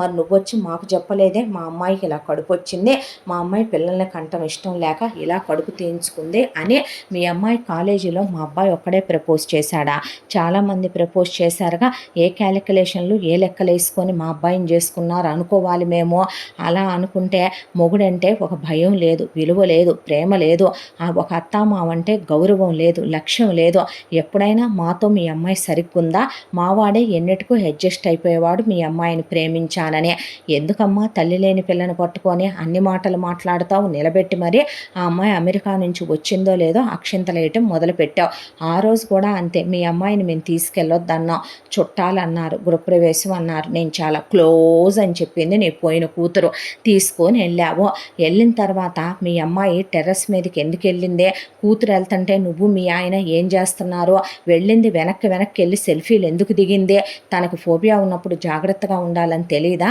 మీ కూతురుకు ఆయుష్ లేదు పోయిందే, మా అబ్బాయి జీవితాన్ని ముగిచ్చేసుకోమంటావా, అదే మా అబ్బాయికి ఏమన్నా అయితే నీ కూతురుకు నువ్వు ఇంకో పెళ్లి చేసి ఉండేదానివి కాదా, పెళ్ళైన 6 నెలలకే పెళ్ళాం పోతే బతుకున్నంతకాలం అలాగే ఉండమంటావా, ఏ ఇష్టపడే ఆ అమ్మాయి పెళ్లి చేసుకోకూడదా మా అబ్బాయిని, ఏం మాట్లాడుతున్నారండి మీ ఇద్దరు అని, పదమ్మ మన ఇంటికే వెళుదుగానే అని చెప్పి అంజలిని ప్రకాశ్రావు మొదలత వాళ్ళ ఇంటికే తీసుకొచ్చారు. తరువాత అంజలికి అలాగే ఆర్య రాగానే బాగున్నావా అని పలకరించాడు, పరిచయం చేశారు ప్రకాశ్రావు మొదలత. బాగున్నాను, మీరెలా ఉన్నారు అని అడిగితే బాలేనని చెప్పను. మూవ్ ఆన్ అవుతున్నాను. మెల్లమెల్లగా జరిగిన విషయాలన్నీ మర్చిపోవటానికి ప్రయత్నిస్తున్నాను. ఇంకొద్ది కాలంలో మర్చిపోయి నార్మల్ అయిపోతాను అన్నాడు. కాసేపు కూర్చుని ఇద్దరూ మాట్లాడుకున్నారు. జరిగిన విషయం మొత్తం ప్రకాశరావు మొదలుత కొడుకును పక్కకు పిలిచి చెప్పారు. వాళ్ళెప్పుడూ ఒకే విషయం మీద ఉంటారు. ఫ్యామిలీ మొత్తం ఏదున్నా ఏది మాట్లాడుకున్నా. తర్వాత సింపుల్గానే అంజలికి ఆర్యకి పెళ్లి చేశారు. చేసిన తర్వాత ఎందుకు మనం ఉంచుకోవటం, మనకేం అవసరమని, మనకేమి లేదని అనే దాంతో ముందు వాళ్ళు ముఖ్యంగా 3 డెసిషన్లు తీసుకున్నారు ప్రకాశ్రావు మొదలత. ఒకటి, చనిపోయిన ప్రియ ఫోటోలు ఇల్లంతా ఉంటే తీసేయించి హాల్లో మాత్రం ఒక్క ఫోటో పెట్టి ఆ ఫోటోకి దండేసి దీపాలు పెట్టేవాళ్ళు రోజు. చనిపోయిన మనుషులదే అలా ఉండాలి ఒక జ్ఞాపకంగా అనే దాంతో. రెండో విషయం వచ్చేసి చనిపోయిన ప్రియ నగలేమి వాళ్ళ అంజలికి పెట్టాలనుకోలేదు. ఆ మొత్తం మార్చేసి కొత్త మోడల్స్ తీసుకొని మళ్ళీ అంజలికి చేయించి ఇచ్చింది మొదలత పెళ్లిలో. ఇక మూడో విషయం, వాళ్ళమ్మాయి పోయిన తర్వాత వాళ్ళమ్మాయి ఏమి ఇక్కడ వాళ్ళ ఆస్తులు ఉంచాలనుకోలేదు. కాబట్టి వాళ్ళిచ్చిన 5 కోట్ల కట్నం వాళ్ళమ్మాయి పేరు మీదే ఉండి అదేటు వాళ్ళకే ఎల్లుద్ది. కాబట్టి వాళ్ళు పెట్టిన 10 ఎకరాల పొలం వాళ్ళమ్మాయి పేరు మీదే ఉండి వాళ్ళకే వెళ్ళిపోద్ది. కాబట్టి వాళ్ళు పెట్టిన 2 కేజీల బంగారం, దానికి తోడు ఇక్కడ ఉన్న వాళ్ళమ్మాయి బట్టలు మొత్తం సర్ది ఆ BMW కారు మోహన్ రావు ఇచ్చాడు తప్ప ఒక్కరోజు కూడా ప్రియ వాడుకునే తప్ప ఆర్య తాకింది కూడా లేదు. ఆర్యకి స్పోర్ట్స్ కార్లు అంటే ఇష్టం. ప్రకాశ్రావు వాళ్ళ ఇంట్లోనే 10 కార్లు ఉన్నాయి. ఆర్య వాటిల్లోనే ఆఫీసులకు వెళ్ళేవాడు తప్ప మామగారు పెట్టిన కారుని ప్రియ వాడుకోవటమే తప్ప టచ్ చేయలే. వాటన్నిటినీ వెనక్కి పంపించేశారు వాళ్ళు.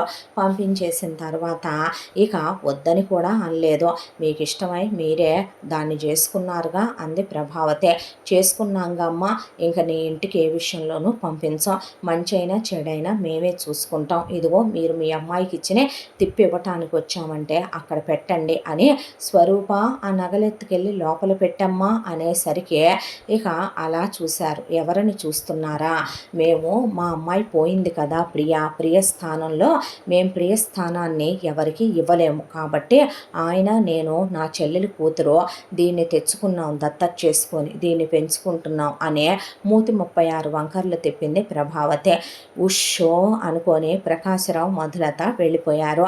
ఆ తర్వాత ఫస్ట్ నైట్కే ఏర్పాట్లు చేశారు ఫార్మాలిటీగానే. కొడుకు కోళ్ళు కలవరని వాళ్ళకి తెలుసు. కాకపోతే ఆ అమ్మాయి గదిలోకి వెళ్ళిన తర్వాత ఆర్య, నేను నిన్ను ముట్టుకోనను, టచ్ చేయనను, దూరం పెడతానను చెప్పను అంజలే. కాకపోతే నీ గురించి నాకు, నా గురించి నీకు ఏమీ తెలియదు కదా. ఒకళ్ళ గురించి ఒకళ్ళం కంప్లీట్గా అన్నీ తెలుసుకొని అన్నీ మాట్లాడుకున్న తర్వాత మన అభిప్రాయాలు కలిసిన తర్వాత మన మధ్య బాండింగ్, లవ్ ఏర్పడి అందమైన బంధంగా మనం కలిస్తే బాగుంటుందనేది నా అభిప్రాయం. కొంచెం టైం తీసుకుందాంగా అంటే ఆ అమ్మాయి నవ్వి, ఈరోజు ఫస్ట్ నైట్ అవ్వదని నాకు తెలుసండి, కాకపోతే వాళ్ళు పంపించారని వచ్చాను. పోనీ వేరే రూమ్లో పడుకోనా?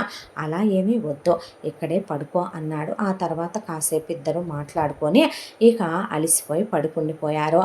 తెల్లారి ఆర్య లేచేసరికి ఆ అమ్మాయి లేచి ఫ్రెష్ అయ్యి పూజ గదిలోకి వెళ్ళి దండం పెట్టుకొని ఇక ఇద్దరికి చెరో గ్రీన్ టీ కప్ తీసుకొచ్చి గుడ్ మార్నింగ్ అని ఆర్యన్ నిద్ర లేపిందే. లేపేసరికి గుడ్ మార్నింగ్ అని నిద్ర లేచి ఇద్దరు బాల్కనీలో అలా నిలబడి టీ తాగుతూ ఉంటే ఇక ఆఫీస్కేనా అందే. అనేసరికి నేను కాదు నువ్వు కూడా ఇద్దరం కలిసి వెళదాం అంటే నేనా అనేసరికి అమెరికాలో ఎంఎస్ చేసిన నువ్వు రాకూడదా? ఇక్కడ పీజీ చేసిన నేనే వెళుతుంటే నువ్వు కూడా వస్తే ఆఫీస్ అంతా చూపిస్తాను, ఆఫీస్లో అందరినీ పరిచయం చేస్తాను. నాతో పాటు నువ్వు వేరు కాదు, నువ్వు నాలో సగం అన్నాడు ఆర్య. అనేసరికి రెడీ అవ్వు వెళదాం అన్నాడు. అంజలి చీర కట్టుకుంది. చాలా బాగున్నావు ఈ చీరలో అన్నాడు. నవ్వింది. ఆ తర్వాత ఇద్దరూ కలిసి రెడీ అయి కిందకు వచ్చారు. రామ్మ అనే మొదలత ఎంతో ప్రేమగా పిలిస్తే రారా అనే ప్రకాశ్రావు రెండమ్మ టిఫిన్ చేద్దాం అన్నాక కూర్చొని మాట్లాడుతూ ఉండగా, అవును తల్లి, అమెరికాలో ఇంతకాలం ఏం చేస్తూ ఉన్నావమ్మా అని అడిగాడు ప్రకాశ్రావు. అంటే అంకుల్, ఇక్కడి నుంచి లోన్ పెట్టుకొని వెళ్ళాను కదా, పార్ట్ టైం జాబ్ చేస్తూ ఎంఎస్ కంప్లీట్ చేసి ఆ తర్వాత జాబ్ వచ్చింది.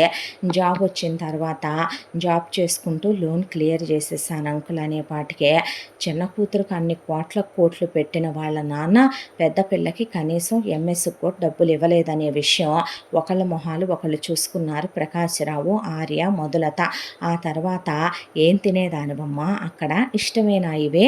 అని అడిగింది మధులత. అడిగితే "రోజు ఎక్కువ శాండ్‌విచ్చే చేసుకుంటాను అత్తమ్మ, ఒక్కదాన్నే కదా ఉండేదే, ఏదైనా లైట్‌గా తింటానంతే. చాలా కాలం అయిపోయింది ఇలా మన ఫుడ్ తిని" అని ఆ అమ్మాయి తింటుంటే ఆర్య "ఇంకొంచెం పెట్టుకో" అని ఆ అమ్మాయికి పెడుతూ ఉంటే, "నీకు పంపించే వాళ్ళు కూడా ఎవరూ లేరుగా అమ్మ, ఇక్కడి నుంచి ఏమీ పంపలేదనమాట పిల్లకి కనీసం తినే పార్సిల్స్ కూడా" అని ఆవిడ ఆయన వైపు చూసిందే. చూసిన తర్వాత ఆ అమ్మాయి దగ్గర మంచి బట్టలు కూడా లేవు, ఆ అమ్మాయి దగ్గర నగలేమీ కూడా లేవు ఆ పిల్ల వచ్చేటప్పుడు. అది ఆవిడ గమనించిందే. ఆర్య ఆ తర్వాత ఆఫీస్‌కి బయలుదేరదామా ప్రియ అనేసరికి, అలాగే అంటే "నువ్వు కోడలు ఒక కారులో రండిరా, నేను ఒక కారులో వస్తానని" ఆయన ఒక కారులో, ఆర్య, ప్రియ ఒక కారులో వెళ్ళారు. ఆల్రెడీ అందరూ పెళ్ళికొచ్చినా అందరూ మళ్ళీ విష్ చేశారు, ఇద్దరిని పరిచయం చేశాడు ఆర్య. తన క్యాబిన్‌లోనే తన సీటు పక్కన ఆ అమ్మాయికి కూడా ఒక సీట్ ఏర్పాటు చేయించాడు. ఆ తర్వాత మామగారు ఫ్యాక్టరీ అంతా తిప్పి చూపించాడు. చూపించి "ఇది నా కష్టం తల్లే, నా రక్తాన్ని చెమటగా ధారపోసి దీన్ని ఆర్య కోసం నిర్మించానమ్మా నేను" అని చెప్పుకొచ్చి ఆ అమ్మాయి కొన్ని పేపర్లు ఇచ్చి సైన్ పెట్టమన్నారు వాళ్ళు. చూస్తే ఆ అమ్మాయి పేరిట కొన్ని షేర్లు. ఆ అమ్మాయికి కూడా ఆ ఆఫీసులో చాలా పెద్ద పదవే. "ఎందుకు ఇవన్నీ మామయ్య" అంటే, "ఎందుకేమిటమ్మా, నువ్వు వాళ్ళలో సగమైతే" అన్న తర్వాత ఇక ఆ అమ్మాయిని కూడా "బాగుంది ఆఫీస్ అంటే, రోజు నువ్వు వస్తే ఇంకా బాగుంటుంది" అంటే, "నేనా, చెప్పానుగా పీజీ చదివి నేనే వస్తున్నప్పుడు అమెరికా వెళ్ళొచ్చావు, రావా నువ్వు" అన్న తర్వాత, "నువ్వు కూడా వస్తే నాకు ఆనందంగా ఉంటుంది, హెల్ప్ఫుల్గా ఉంటుంది, మనిద్దరం క్లోజ్ అవటానికి, మనిద్దరి మధ్య ఇంకా బాండింగ్ పెరగటానికి అది హెల్ప్ అవుద్ది అనుకుంటున్నాను" అంటే, "తప్పకుండా వస్తాను" అందే. అలా ఇద్దరు మంచి పరిచయం. ఆ పరిచయంతో ఇద్దరు ముందు మంచి స్నేహితులయ్యారు. స్నేహితులయ్యే ఆ అమ్మాయి చెప్పాలంటే ప్రియకి, అంజలికి, నక్కకి, నాగలోకానికి ఉన్నంత తేడా. అసలు ప్రియ మనుషుల్ని లెక్క చెయ్యదు. పైకి కనిపించకపోయినా ప్రియలో చాలా రకాలైనటువంటి షేడ్స్ ఉంటాయి. కానీ అంజలి అలాంటి పిల్ల కాదు. చాలా ఆప్యాయంగా, అనురాగంతో, మమకారంతో మాట్లాడుద్దే. ఇంటికొచ్చిన చుట్టాలతో అయినా, బంధువులతో అయినా, ఇరుగు పొరుగు వాళ్ళతో అయినా, అత్తామామలతో అయినా, గుళ్ళో పూజారి గారితో అయినా, భర్తతో అయినా, ఆఫీసులో ఎంప్లాయీస్తో అయినా, ఆ అమ్మాయి ఇంట్లో పని వాళ్ళతో అయినా ఆ అమ్మాయి ఉండే పద్ధతి, తీరు చాలా డిఫరెంట్‌గా ఉంటది. మనిషికి అహంకారం ఉండదు, గర్వం ఉండదు, లెక్కలేనితనం ఉండదు, అజమాయిషి ఉండదు, ధీమా ఉండదు. మనిషిలో చాలా మంచితనం ఉంటది. ఆర్యని కట్టిపడేయటం మొదలుపెట్టింది ఆ అమ్మాయి ఆ మంచితనమే. అత్తమామల్ని ఆ అమ్మాయి లేకపోతే అసలు ఆ ఇంట్లో ఏదో వెలితే ఉన్నట్టు ఫీల్ అయిపోయేవాళ్ళు అత్తమామలు. కాసేపు ఆ అమ్మాయి బయటికెళ్ళినా కూడా ఉండలేకపోయేవాడు ఆర్య. అంతా వీళ్ళందరి మనసులకి చుట్టేసుకొని పెనవేసుకుపోతోంది అంజలి. ఆ తర్వాత ఇద్దరు ఒకళ్ళనొకళ్ళు ఇష్టపడటం, ఒకళ్ళ గురించి ఒకళ్ళు నవ్వుకోవటం, బయటికెళ్ళి రావటం, సినిమాకి వెళ్ళి రావటం, బిజినెస్ ట్రిప్పులకి వెళ్ళి రావటం, ఆ తర్వాత ఇద్దరూ కలిసి రెస్టారెంట్‌లకి వెళ్ళి రావటం, ఇలా అత్తామామలతో కలిసే ఇక తీర్థయాత్రలకు అని చెప్పి, మొక్కుబడులుంటే యాత్రా దర్శనాలకు అని చెప్పి, ఫ్యామిలీ కలిసి పిక్నిక్ అని, ఫ్యామిలీ కలిసి ట్రిప్పులకని ఇలా వెళ్ళొస్తూ కూడా ఒక 6 నెలల కాలం గడిచిపోయింది. గడిచిపోయిన తర్వాత ఆర్య ఒక రోజున రింగ్ తీసుకొని మోకాళ్ళ మీద కూర్చొని అంజలికి ప్రపోజ్ చేశాడు, "ఐ లవ్ యూ" అని. ఆ అమ్మాయి నవ్వి చేయి చాస్తే ఉంగరం పెట్టాడు. ఆ అమ్మాయిని హగ్ చేసుకొని బుగ్గ మీద ముద్దు పెట్టుకొని కౌగిలించుకున్నాడు. ఆ అమ్మాయి కళ్ళల్లో నీళ్ళు. "ఎప్పుడు పుట్టిన దగ్గర నుంచి ఇంత ప్రేమని ఎవరిలో చూడలేదు ఆర్య" అనేసి నవ్వేసి అక్కడి నుంచి వెళ్ళిపోయింది. చిన్న బాధ అనిపించింది. నిజమేగా, తల్లి లేని పిల్ల, తండ్రి ఆదరణ లేదో ఏమో, ఏం జరిగినాయో ఇప్పుడైనా అనవసరం, తను తన ఫ్యామిలీ అయితే హ్యాపీగా చూసుకున్నాగా అనుకున్నాడు ఆర్య. ఆ తర్వాత ఇక హనీమూన్‌కి వెళదామని చెప్పి ఆర్య సర్ప్రైజ్‌గా చెప్దామని ఏర్పాట్లు చేసుకోబోతున్నాడు. ఈలోపు అంజలి ఒక రోజున అత్తగారి ఇంట్లో పూజ ఉందని చెప్పిందని, "నేను ఎర్లీగా వెళతాను ఆర్య, నువ్వు వచ్చేసేయి మామయ్య గారితో పాటు, జాగ్రత్త" అంటే, "అలాగే" అని, "డ్రైవర్‌ని తీసుకెళ్ళు, నువ్వు డ్రైవ్ చేయకమ్మా" అని మామగారంటే, "అలాగే మామయ్య" అని ఆ అమ్మాయి సేఫ్‌గానే ఇంటికి వెళ్ళిపోయింది. ఆ తర్వాత ప్రకాష్ రావుకి అనుకోకుండా ఆయన ఫ్రెండ్‌కి యాక్సిడెంట్ అయిందని ఆయన డ్రైవర్‌ని తీసుకొని ఆయన హాస్పిటల్ దగ్గరికి వెళ్ళి పలకరించొస్తానని అటెళ్తే ఆర్య బయలుదేరుతూ ఉండగా అనుకోకుండా గాలి వర్షం దుమారం ఆర్యకి చాలా పెద్ద యాక్సిడెంట్ అయింది. తీసుకెళ్ళి హాస్పిటల్లో జాయిన్ చేస్తే డాక్టర్లు క్యూర్ అవ్వడానికి తక్కువలో తక్కువగా 1 ఇయర్ పట్టుద్దమ్మా, పక్కనే మనుషులుండి చూసుకోవాలి. ఇతనికి ఒక మెయిల్ నర్సు ఫిమేల్ నర్సునే, మార్నింగు ఒక మెయిల్ నర్సు ఫిమేల్ నర్సుని ఈవినింగు ఉండేలా 24 అవర్స్ నేను ఏర్పాటు చేస్తాను. అది కాకుండా ఇప్పుడు ఇతనికి చాలా మోరల్ సపోర్ట్ అవసరం, ఒకళ్ళు పక్కనే ఉండి చూసుకోవాలి. అతన్ని ఏ మాత్రం కూడా ఆత్మన్యూన్యతకి గురి కానివ్వకూడదు, డిప్రెషన్లోకి వెళ్తాడు. దాదాపు ఒక 7-8 సర్జరీలు చేసాం, ఇంకొక 5-6 సర్జరీలు కూడా ఉన్నాయి. మీ వాడేమీ తక్కువ స్పీడ్ మీద రాలేదనే పాటికే ఎందుకంత స్పీడ్గా వచ్చావు ఆర్య అంది అంజలి. ఆ అమ్మాయినే మన ఫస్ట్ నైట్ విషయం చెప్దామని వచ్చానని ఆ సిచ్యువేషన్లో అనలేడు కదా. దాంతో ఇక అలా కూర్చుంటే అయ్యో నీ మొహం చిన్నపోతే అలా బాలేదులే అనేసింది ఆ అమ్మాయి. ఆ తర్వాత ఎంత నర్సులున్నా నిద్రాహారాలు మానే ఆ అమ్మాయి ఆర్య పక్కనే ఉండి చూసుకోవటం మొదలుపెట్టింది. కొడుకు కోలుకోవాలనే ఒకవైపున మొదలత యజ్ఞాలు యాగాలు హోమాలు పూజలు, ఒకవైపున ఆ అమ్మాయి మొగుడు కోసమనే నేల భోజనాలు తినటం, చేతుల్లో హారతులు వెలిగించటం, మోకాళ్ళ మీద ఇక ప్రదక్షిణలు చేయటం, అంగ ప్రదక్షిణలు చేయటం, నిప్పులు దొక్కటం ఒకటేంటి ప్రకాశరావు అన్నదానాల దగ్గర నుంచే ఇక ఆయన ఏమేం చెయ్యాలో అన్నే. కొడుకేమైనా అయితే కాచు కూర్చున్నారు దాయాదులు కాంపిటేటర్లు, అసలే ఒక్కడనే ఆ ఇంట్లో ఎవరికి నిద్రాహారాలు లేవు. ఒకవైపున ఆర్యకే రిమైనింగ్ సర్జరీలు కంప్లీట్ అయిపోయినాయి. ఆ తర్వాత అమ్మాయి పక్కనే ఉండే నర్సు నిద్రపోతుంటే సిస్టర్ ఇంజెక్షన్ ఇవ్వాలి కదా, హో లేస్తున్నా మేడం అని నర్సు ఆవులిచ్చుకుంటూ లేచిన మెయిల్లో నర్సులు అక్కడే ఉన్నా మీరొద్దులేండి నేను చేసుకుంటానంటే నాకు ఇబ్బందిగా ఉంటుంది అంజలి అంటే నీ పొజిషన్లోనే నేనుంటే నన్ను అలాగే వదిలేసి ఊరుకుంటావా అనే భర్తకి తనే ఒళ్ళు తుడవటం పర్సనల్ పనులన్నీ తనే చేయటం. అంజలి చాలా ప్రేమగా దగ్గరే ఉండి ఆర్యని భార్యలా కాదు ఆ అమ్మాయి ఒక తల్లి కన్నా ఎక్కువగా చూసుకుంది. దాంతో ఆర్య అనుకున్న దానికన్నా చాలా త్వరగా కోలుకున్నాడు. ఒకవైపున ఫిజియోథెరపిస్టులు వస్తే భర్తనే తను వాళ్ళు ఇలా చేయించమని చెప్తే చేయించటం, బయటికి తీసుకెళ్ళటం, ఒకవైపున గుళ్ళు గోపురాలకి తిరగటం, మామగారితో కలిసి ఆఫీస్కి వెళ్ళి ఆఫీసులో ఆయన డల్ అయిపోకుండా ఒకవైపున ఆయనకి తనే ఒక కొడుకులా చేదోడు వాదోడుగా ఉంటూ అక్కడ చూసుకోవటం, అత్తగారితో కలిసి ఇంటి పనులు, అత్తగారితో కలిసి గుడికి వెళ్ళి ఒకవైపున పూజా పునస్కారాలు, ఏ దాంట్లో కూడా మొగుడిని కెమెరాలు పెట్టించి ఒక్క నిమిషం కూడా వదలకుండా ఆర్యని ఎప్పటికప్పుడు మానిటర్ చేసుకుంటూ ఆర్యని ఎప్పటికప్పుడు ఎక్కువ టైం తన ఆర్యతోనే ఉంటూ నిద్రాహారాలు మాని మరీ ఆ అమ్మాయి చేసిన ఫలితమో ఏమో సంవత్సరానికి కోలుకుంటాడన్నాడు. 6-7 నెలల కల్లా ఆర్య కోలుకున్నాక డాక్టర్లు you are perfectly all right అన్న తర్వాత పర్సనల్గా మాట్లాడవచ్చా డాక్టర్ అన్నాడు ఆర్య. ఏంటి అని అడిగితే అంటే ఇంటిమేషన్స్ అవే. ఓ వై నాట్, నువ్వు పర్ఫెక్ట్గా ఉన్నావయ్యా, ఇంకా నువ్వు హ్యాపీగా మాలాగే అన్నీను, ఎవరు కాదన్నారు, నీకు తగ్గి నువ్వు కోలుకోవటానికి చాలా టైం పట్టుద్ది అనుకున్నాను, బట్ కానీ నీ వైఫ్ లాంటి వైఫ్ ఉంటే జబ్బు సగానికి తగ్గిపోద్దయ్యా మా డాక్టర్లు ఇచ్చే ట్రీట్మెంట్ కన్నా అన్నాక ప్రకాశ్రావు మొదలత కూడా ఆనందపడ్డారు.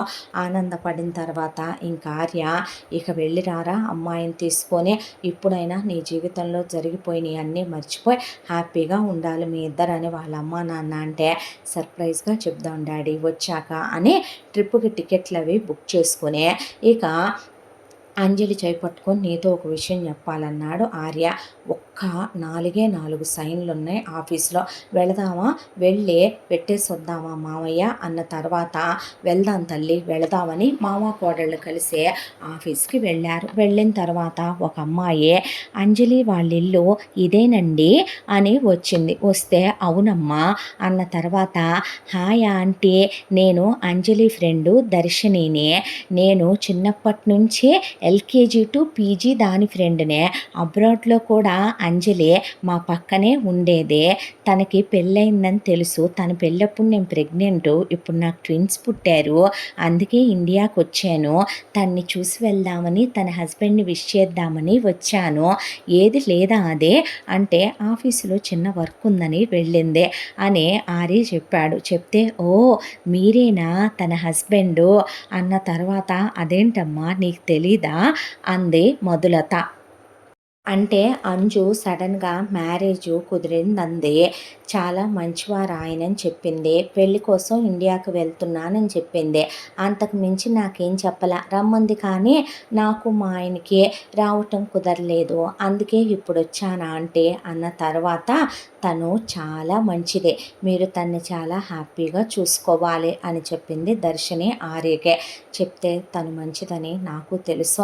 అవును, తన ఇష్టాలేంటో తన హాబీస్ ఏంటో చైల్డ్‌హుడ్ ఫ్రెండ్ అంటున్నారుగా, నాకు కొంచెం చెప్పొచ్చుగా, మేము ఇంకా క్లోజ్ అవ్వటానికి, ఇంకా మా మధ్య బాండింగ్ పెరగటానికి, ఏదైనా చిన్న చిన్న సర్ప్రైజ్‌లు ఇవ్వటానికి హెల్ప్ అవుద్ది అన్న తర్వాత తీసుకోమ్మా అని మధులత ప్లేట్ నిండా స్వీట్స్ అవి తీసుకొచ్చి పెడితే ఆ అమ్మాయి ఎందుకు చెప్పను, అలాగే దాని గురించి మీకు తెలియని విషయాలు కూడా చెప్తాను. ఏదైనా విషయం నాకు స్టార్టింగ్ నుంచి ఎండింగ్ వరకు చెప్పే అలవాటు ఉంది అన్న తర్వాత చెప్పమ్మా అంది మధులత. అంటే మేము వాళ్ళ పక్కింట్లోనే ఉండేవాళ్ళం ఆంటీ. ఇక్కడ మా అమ్మ చెప్తూ ఉండేదే, వీళ్ళ నాన్న మోహన్ రావు కేరా ప్లాట్ఫామ్ ఫుట్పాత్ వెదవ్వాడు. అయితే వీళ్ళమ్మ వసుమతి ఆంటీ వాళ్ళకి బోలెడంత డబ్బులు ఆస్తిపాస్తులు ఉండి కోటీశ్వరరాలంట ఆవిడ. అయితే ఆవిడ్ని ప్రేమిస్తున్నానని ప్రేమ ముగ్గులోకి దింపి ఆ తర్వాత ఆవిడతో ఫిజికల్గా క్లోజ్ అయ్యి వాళ్ళ అమ్మ నాన్నల్ని బ్లాక్మెయిల్ చేస్తే వేరే ఆప్షన్ లేక ఆవిడనిచ్చి పెళ్లి జరిపించారంట మోహన్ రావుకి. జరిపించిన తర్వాత వెంటనేనే ఆవిడ ప్రెగ్నెంట్ అయ్యింది. ప్రెగ్నెంట్ అయిన తర్వాత అంజలి పుట్టింది. అంజలి పుట్టగానే వాళ్ళ అమ్మమ్మ తాతయ్య వాళ్ళ ఊర్లో సరైన ఫెసిలిటీస్ లేక పురిట్లోనే ఆవిడ చనిపోయింది. చనిపోగానే వెంటనే మోహన్ రావు 2 నెలలు తిరగకుండా ప్రభావతి అనే ఒక లో క్లాస్ దాన్ని, ఒక కూలిదాన్ని, అడుక్కు తినేదాన్ని, ఒక అలగాదాన్ని పెళ్లి చేసుకొని తీసుకొచ్చాడంట. చెప్పాలంటే అది ఇంట్లో ఆయాగా పిల్లని చూసుకోవటానికి పని మనిషిగా చేరిందంట. ఒకనాటి నైటు దాంతో క్లోజ్ అయ్యి ఆ తర్వాత ఒకసారి చేసినా 100 సార్లు చేసినా తప్పు తప్పేనని, ఆ తర్వాత అది నేను ప్రెగ్నెంట్ అయ్యానని దాని కడుపులో ప్రియా అని ఒకటి ఉందలే అంజలికి చెల్లెలు, మీకు తెలీదు అనేసరికి ఈ అమ్మాయికి ఏం తెలియదు అనుకుంటానని ఆడికి మొదలతకే ఇక వాళ్ళేమీ చెప్పాలనుకోలే, వింటూ కూర్చున్నారు. అదేలేమ్మ, ఇక ఒక చెల్లెలు కూడా ఉంది అంజలికి, తెలుసా ఆంటీ మీకు? విన్నాములేమ్మ అన్న తర్వాత అయితే ఆ ప్రభావతి కడుపుతో ఉన్నానని చెప్పేపాటికి దాని మెళ్ళో తాళి కట్టేశాడంట అంజలి వాళ్ళ నాన్న. కట్టిన తర్వాత ఇక అంజలిని పట్టించుకోపోవటం, వసుమతి పేరు మీద ఉన్న ఆస్తి అంతా మోహన్ రావుకే వెళ్ళటంతో గుండె పగిలి వసుమతి ఆంటీ వాళ్ళ అమ్మ నాన్న ఒకళ్ళ తర్వాత ఒకళ్ళు పాపం హార్ట్ అటాక్తో చనిపోయారు. అంజలికి చూసేవాళ్ళెవరూ లేరు. ఈ ప్రభావతి ఆ మోహన్ రావు కలిసి ప్రభావతికి కూతురు పుట్టింది ప్రియ. పుట్టిన తర్వాత అంజలిని కొట్టిందా, తిట్టిందా, ఆరళ్ళే పెట్టిందా, ఇంటి పనులే చేయించిందా, వాతలే పెట్టిందా, నానా నరకాలే పెట్టిందా, మోహన్ రావు బెల్టులతోనే కొట్టేవాడా, కాళ్ళతోనే తన్నేవాడా, నానా టార్చర్లు చేసేవాళ్ళు. ఆ తరువాత అప్పట్లో మా డాడీ సిచ్యువేషన్ కూడా అంత బాగోక చిన్న కాన్వెంట్కి వెళ్ళేవాళ్ళం మేమిద్దరం కూడా. ఆస్తంతా దాందే, డబ్బంతా వాళ్ళ అమ్మది. జల్సాలు చేసేది, కులికేది వీళ్ళు. ఆ ప్రియ అనేదేమైనా తక్కువదనుకుంటున్నారా? దానికి ఏ రోజు అక్కనే దానికన్నా వయసులో పెద్దదని ఎప్పుడూ అంజలి మీద గౌరవం లేదో, ఎప్పుడూ అంజలి మీద ప్రేమాభిమానాలు లేవో, అంజలిని నరకాలు పెట్టేవాళ్ళు. మెచ్యూర్ అయితే మీకు విషయం తెలుసా అంటే కారం ముద్దలు తినిపించారు, కడుపులో మంటలు వచ్చేసాయి, స్కూల్లో మంచినీళ్లు దాగి అసలు ఇన్ని మజ్జిగ నీళ్లు పోయమంటే చావ కొట్టేసేవాళ్ళు. మా అమ్మ ఏదైనా తినమ్మా అన్న ఆత్మాభిమానం చంపుకొని అంజలి తీసుకునేది కాదు. చివరికి దానికి బట్టలు కూడా కొనేవాళ్ళు కాదు. ఒక్కరోజు కొత్త బట్ట కట్టారు కదా, దాని కళ్ళెదురుగా దున్నాపోతుల్లాగా ఇంతంత నాన్ వెజ్లు పందులు తిన్నట్టు తిని దాని కళ్ళెదురుగానే చిన్నపిల్లని కూడా లేకుండా దాంతో వెట్టి చాకిరీ చేయించుకుంటూ ఆ పోయిన ప్రియ అనేది తక్కువదనుకుంటున్నారా? కారం ముద్దలు పెడితేనే ఇది లైన్‌లో ఉంటది. లేకపోతే ఇలాంటి వాటికి పేగు మందం ఎక్కుద్దనే కారం ముద్దలు తినిపించటం, కొట్టటం, తిట్టటం, టార్చర్‌లు పెట్టటం, నరకాలు పెట్టుకొచ్చారు. ఆ తర్వాత ఇలా హింసలు పడుతూనే చదువు పూర్తి చేసి ఉద్యోగం చేసుకుంటూ ఉంది నాతో పాటు. నేను కాలేజీలో మా ఇద్దరికి ఫ్రెండ్ అయిన ఒక అబ్బాయిని ప్రేమించాను. మేము ముగ్గురం కలిసి జాబ్ చేసుకునేవాళ్ళం. అంజలికి కాలేజీలో చాలామంది ప్రపోజ్ చేశారు. చేసిన ఎదవలేమైనా సరైన ఎదవలా అంటే టైం పాస్ చేద్దామని, వాడుకొని వదిలేద్దామని, దానికి తోడు కొంతమంది మమ్మా బాయ్లు, పప్పా బాయ్లు, సిస్టర్ బాయ్లు ఇలా చాలా ప్రాబ్లమ్స్ ఉండే. కొంతమంది వెధవలు చీప్ మైండ్ సెట్తో ఉండేసరికి అసలు అంజలి ఎవ్వరినే పాపం దానికి లవ్ అనే థాట్ కూడా లేదు. దాంతోనే అది యాక్సెప్ట్ చేయలేదు. ఆ తర్వాత ఈలోపు ప్రియా అనే దాన్ని పెద్ద కాలేజీలో వేస్తే ఎవరో ఒక బలిసినోళ్ళ కొడుకు బాగా డబ్బు ఉందంట వాడికి వలేసి చాలామంది అబ్బాయిలు దానికి ప్రపోజ్ చేస్తే అందులో ఎవడో చూస్ ద బెస్ట్ అని ఒకడిని చూస్ చేసుకొని ఆ తర్వాత వాడి అమ్మా నాన్నలకు ఒక్కడే కొడుకంట. వాడికి అక్కచెల్లెళ్ళు అన్నదమ్ములు లేరంట. బాగా బలిసిన వాళ్ళంట. అది మొత్తం అంచనా వేసుకొని క్యాలిక్యులేట్ చేసుకొని అది వాడిని పెళ్లి చేసుకుందే. ఆ పెళ్లిలో దానికి కట్నంగా 5 కోట్లు ఇచ్చారు. అవి అంజలివి. 10 ఎకరాల పొలం పెట్టారు. అది వాళ్ళమ్మదే. 2 కిలోలు బంగారం పెట్టారు. అవి వాళ్ళ అమ్మయ్యే. ఆ తర్వాత కార్లు కొనిచ్చారంట. అవి వాళ్ళ డబ్బులు.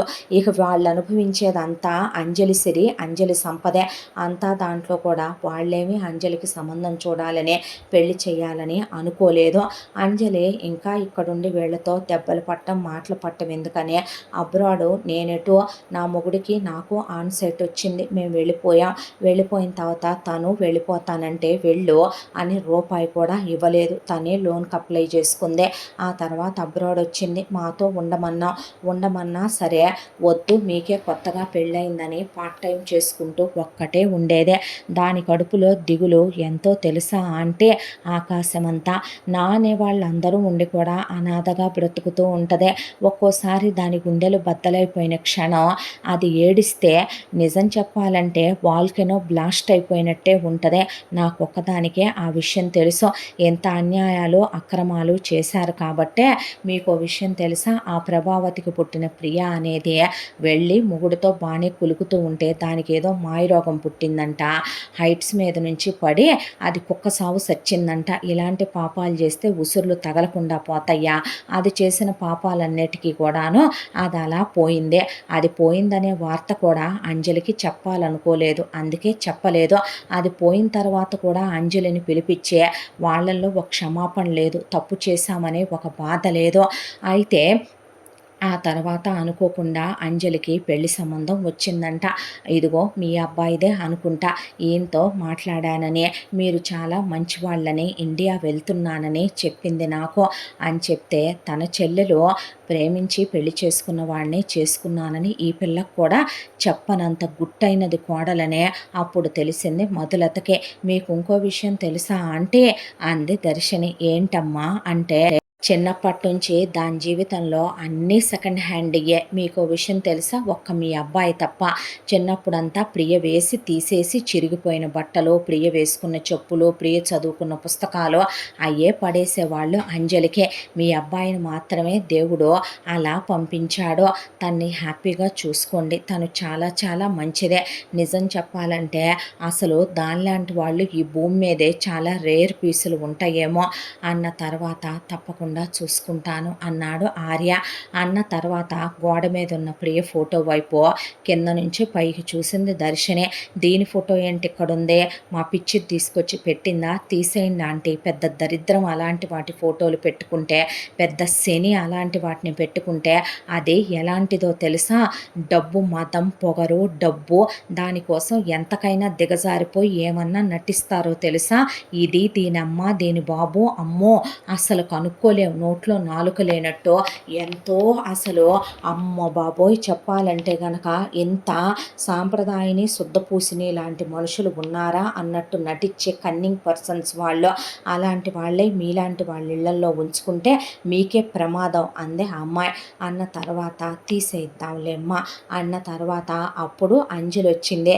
ఎప్పుడు వచ్చావు దర్శి అని అడిగితే కాసేపు అయింది నేను వచ్చి. నేను అదే నీ గురించి అంటే నా గురించి ఏమీ లేదులే, చెప్తే నువ్వు తిడతావుగా, ఏమీ లేదు, నువ్వు మంచిదానివని చెప్పాను వీళ్ళకి అని చెప్పిన తర్వాత అది దాని మాటలు విసిగించిందా అత్తమ్మ అంటే, లేదమ్మా పాపం ఎందుకు అన్న తర్వాత నేనేమీ విసిగించలేదులే అని ఆ అమ్మాయి ఏమీ మాట్లాడలా. తర్వాత ఇప్పుడు చెప్పండి ఏదో చెప్పాలన్నారు అంది ఆర్యనే.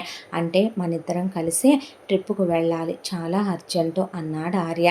అన్న తర్వాత అలాగే, అంటే మీరెక్కడికో వెళ్తున్నట్టున్నారుగా, నా కోసం నా హబ్బీ కూడా ఎదురు చూస్తున్నాడు, అబ్రాడ్ నుంచి వస్తూ మీకోసం ఇవి తీసుకొచ్చాను అని ఆ అమ్మాయి ఇచ్చిన తర్వాత, ఆగమ్మా నువ్వు అని మొదలత కూర్చోబెట్టి, ఆ అమ్మాయి పిల్లల్ని కన్నానన్నది కాబట్టి పిల్లలకి ఏదైనా కొనమ్మా అని పిల్లలిద్దరికీ చెరకు 1,00,000 ఉంటాయని ట్విన్స్కి ఇచ్చి ఆ అమ్మాయికి ఓ బంగారు వస్తువు పట్టు చీర పెట్టి బొట్టు పెట్టి పంపించేశారు ఆ అమ్మాయినే. ఆ తర్వాత బ్యాగ్స్ ప్యాక్ చేసేదా, ఎన్ని రోజుల ట్రిప్పు అందే అంజలి. ఒక 1 మంత్ కోసం ప్యాక్ చేయరా అన్నాడు ఆర్య. తర్వాత అంజలి అలాగేనని రూమ్లోకి వెళ్ళాక ఆర్యని ప్రకాశరావు ఈలోపే మధులత మొత్తం చెప్పేసింది ఆయనకి. చెప్పిన తర్వాత కొడుకుని పక్కకు పిలిచి, చూడు నాన్న, ఆ అమ్మాయికి నిజంగా మనం ఇవ్వగలిగిన గిఫ్ట్ ఏదైనా ఉందంటే సంతోషం, ఆనందం, ఆత్మీయత, అనురాగం, ప్రేమ, వాటిని సంపూర్ణంగా పంచగలిగిన వాడివి నువ్వొక్కడివేనయ్యా. ఆ అమ్మాయిని ప్రేమగా చూసుకో. ఫస్ట్ టైం రా నీ సెలక్షన్ రాంగ్ ప్రియ విషయంలో, ఫస్ట్ టైం నాన్న నువ్వు తీసుకున్న డెసిషన్ రాంగ్ ప్రియ వాళ్ళ అమ్మా నాన్న విషయంలో, ఫస్ట్ టైం నాన్న మేము ఇప్పటి వరకు ఎప్పుడూ బోల్తా పడింది వాళ్ళ విషయంలో బోల్తా పడ్డావు నాన్న అన్న తర్వాత, అర్థమైంది డాడీ అన్నాడు. ఆ తర్వాత ట్రిప్పుకు వెళ్ళారు. వెళ్ళిన తర్వాత హనీమూన్ సూట్ చూసి ఆ అమ్మాయికి విషయం అర్థమైంది. ఆ తర్వాత అమ్మాయి వైట్ శారీ కట్టుకుంది. వైట్ శారీ కట్టుకున్నాక ఆ అమ్మాయిని దగ్గరికి తీసుకొని కౌగిలించుకొని, ఐ లవ్ యూ రా అన్నాడు. అన్న తర్వాత, ఏంటిదంతా అందే. అన్న తర్వాత కళ్ళల్లో నీళ్ళు, ఏమైంది ఆర్య అన్న తర్వాత, దర్శిని చిన్నప్పటి నుంచి నువ్వెంత పెయిన్ తీసుకున్నావో నిన్ను ప్రియా వాళ్ళమ్మ మీ నాన్న కలిసి ఎంత టార్చర్ పెట్టారో తను చెప్పిందే.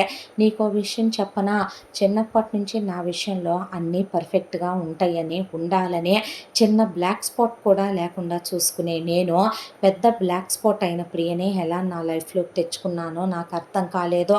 నువ్వు పడిన ఇన్నేళ్ల నరకాన్ని నేనెటూ తీసేయలేను, కానీ తల్లిదండ్రులు లేని నీకు అమ్మా నాన్నల్ని చేయగలను, నేనన్నీ అయ్యే నిన్ను గుండెల్లో పెట్టుకొని చూసుకుంటాన్రా అని ఆ అమ్మాయిని దగ్గరికి తీసుకున్నాడు. ఎన్నేళ్ల నుంచి గూడు కట్టుకున్న దుఃఖమో ఆ అబ్బాయిని కౌగిలించుకొని ఆ అమ్మాయి పేగులు తెగిపోయేలా ఏడ్చిందే.